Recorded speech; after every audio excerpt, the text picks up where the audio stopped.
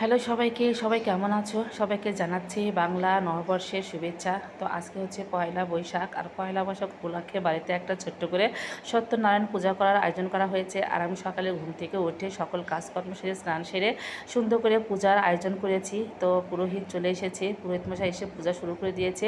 এখন বোধহয় সকাল ওই 9টার মতো। তো সকাল 9টার দিকে পূজা করতে বসে পড়েছিল, আর অনেকক্ষণ পূজা করে তারপরে হচ্ছে তিনি চলে গেছেন। আর আমি অনেক সুন্দর করে গুছিয়ে নিয়েছি।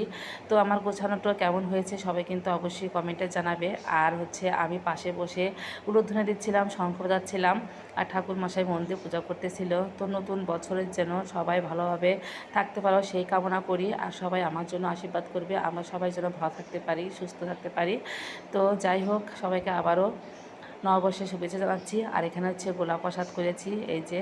আর এখানে অনেক রকমের ফলমূল কেটে দিয়েছি, তারপর নৈবেদ্য সাজিয়ে দিয়েছি, আর অনেক সুন্দর করে ফুলে নারায়ণ ঠাকুরকে হচ্ছে স্নান করে সাজিয়ে নেওয়া হয়েছে। তো যাই হোক, সবাই ভালো থেকো, সুস্থ থেকো, টাটা।